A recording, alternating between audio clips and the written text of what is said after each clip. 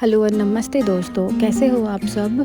I hope कि आप सब अच्छे हो और हम भी यहाँ ठीक-ठाक ही हैं। तो आज का वीडियो कुछ महीने पहले का है और इसीलिए थोड़ा पुराना है, लेकिन बहुत एक स्पेशल दिन में मैंने ये शूट किया और ये आप देख ही रहे हो जैसा कि ये हमारा जो पहले वाला जो जहाँ पे हम रेंट रहते ना, ये तब का वीडियो है, इसीलिए आप हमारा वो पहले वाला जो नीबरहुड था वो आप देख रहे हो।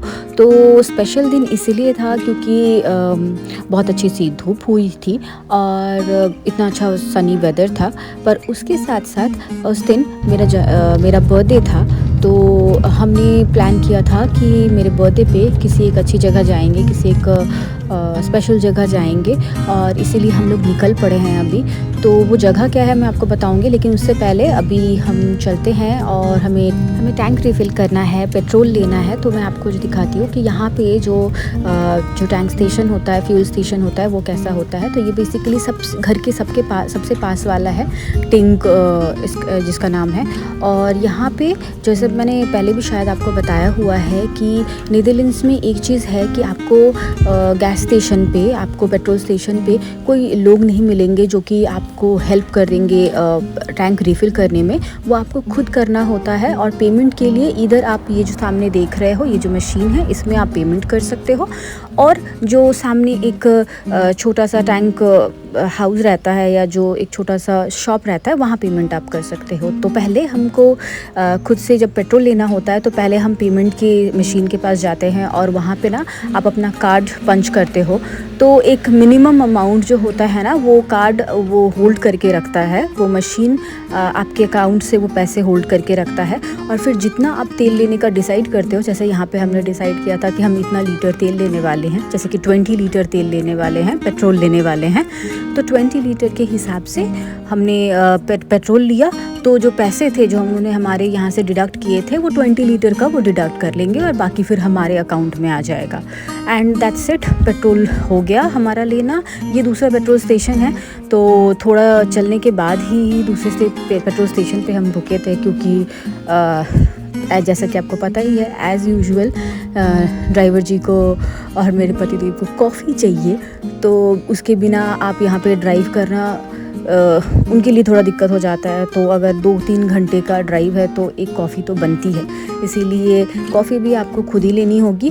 यहाँ पे अगर कोई मैकडॉनल्ड्स है या KFC है, फिर तो आप वहाँ पे कॉफ़ी ऑर्डर कर सकते हो। बाकी ऐसे जो पेट्रोल स्टेशन होते हैं, वहाँ पे आपको खुद ही कॉफ़ी ले सकते हो। तो ये कॉफ़ी मशीन सामने, और अपनी चॉइस का कॉफ़ी लो और अपनी वहीं पे पंच करके अपना कार्ड आप पे कर सकते हो। तो सिमिलरली आप देख सकते हो, कार्ड पंच करने के बाद कॉफ़ी ले लिया हमने। तो पतिदेव की ब्लैक कॉफ़ी रेडी है ऑलमोस्ट, और इसके बाद हम जाएंगे अपने डेस्टिनेशन की तरफ बढ़ने वाले हैं।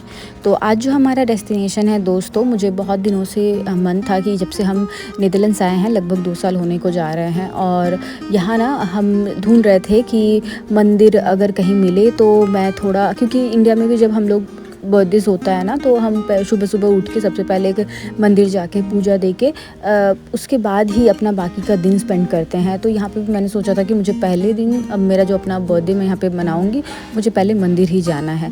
तो हमने एक मंदिर ब्रेडा में इस्कॉन का देखा हुआ था, वो तो मैं ऑलरेडी पहले विज़िट कर चुकी हूँ।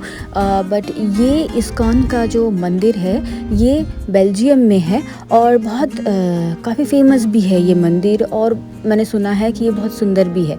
तो इसीलिए आज हम निकल पड़े हैं, बेल्जियम जाएंगे। तो नीदरलैंड से बेल्जियम का बॉर्डर बहुत पास में है, और वहाँ से ये जो जगह है, ये 2 घंटे का राइड है। तो 2 घंटे के ड्राइव में हम पहुँच जाएंगे बेल्जियम के उस मंदिर में।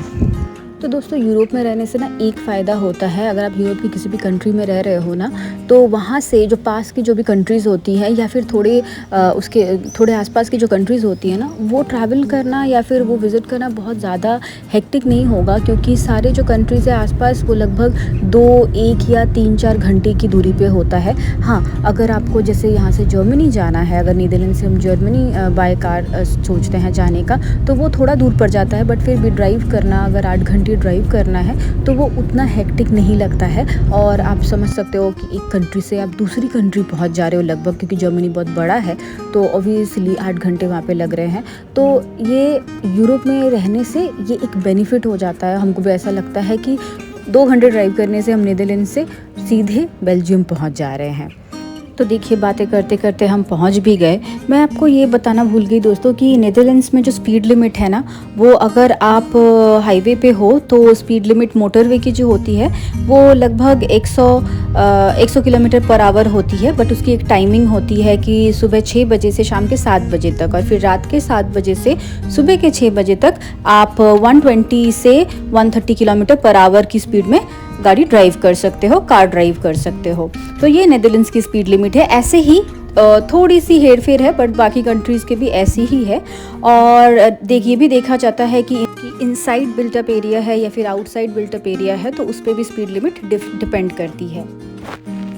अब यहाँ पहुँचते पहुँचते ना हमें दोस्तों भूख लग गई थी, तो हमने सोचा क्योंकि मंदिर जो है ना वो 3:30 बजे फिर से द्वार खुलते हैं भगवान के दर्शन के। उसके पहले ना 1 से वो 3:30 का जो टाइम है वो बंद रहते हैं, भगवान के भोजन का समय होता है। तो इसीलिए क्या हो गया, तो हमें भी भूख लगी हुई थी। तो हमने सोचा कि मैं वैसे बाहर का ज़्यादा खाना नहीं पसंद करती हूँ, इसीलिए मैं घर से ही लेके गई थी एकदम घर का अपने हाथों से बना के। तो दोस्तों हम फाइनली पहुंच गए हैं जहां हमारी जो मंजिल थी आज की, क्योंकि बहुत दिनों से ना हमें भगवान के दर्शन करने थे। और नीदरलैंड्स में हम ढूंढ रहे थे कि कहाँ हमें मंदिर मिलेगा या कहाँ हम भगवान के दर्शन कर सकते हैं। तो हमने हर जगह भगवान को ढूंढा और लास्टली भगवान हमें इस शैटू में मिले हैं। ठीक है, तो आप मुझे पक्का बिलीव नहीं कर रहे होगे, मैं मजाक कर रही हूँ, लेकिन ऐसा बिल्कुल नहीं है। मैं आपको दिखाऊंगी कि कैसे भगवान इस गॉथिक स्टाइल शैटू में स्थित हैं और राधा कृष्ण हमें यहाँ मिले हैं। तो मैं आपको भी लेके जाऊंगी इस पूरे जर्नी में और आपके भी दर्शन कराऊंगी राधा कृष्ण से। इस जगह का नाम राधा देश है और ये बहुत खूबसूरत है। तो अगर आप नीदरलैंड्स में या यूरोप में हो तो आप ज़रूर यहाँ पे आए, और अगर आप राधा कृष्ण के भक्त हो तो आपको तो आना ही पड़ेगा यहाँ पे। तो चलिए आपको मैं लेके चलती हूँ। तो ये राधा देश के मंदिर का, जिसका नाम पिटीट दे सोम भी है, ये शैटू का एंट्रेंस है। और यहाँ से फिर आप स्ट्रेट अंदर जाएंगे।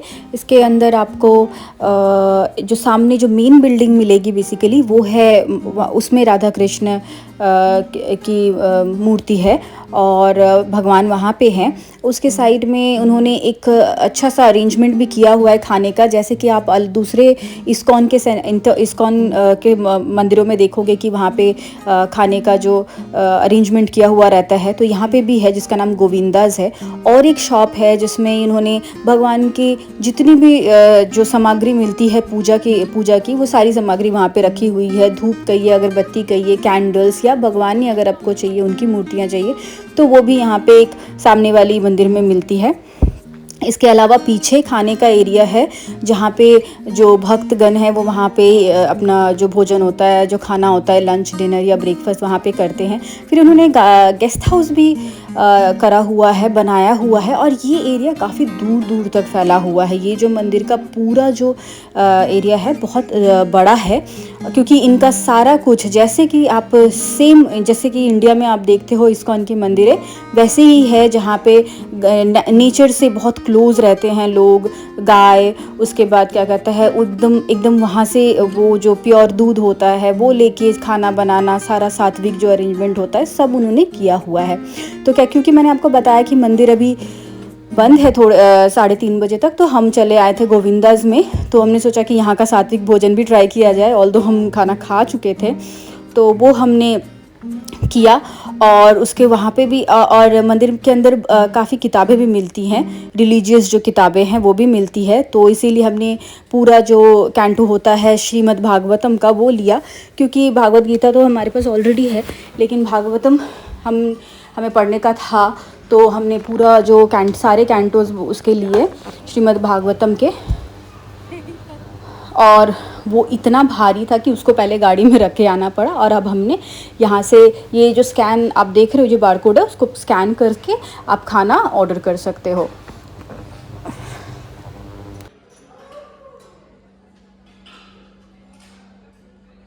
आलू मिल गया मुझे।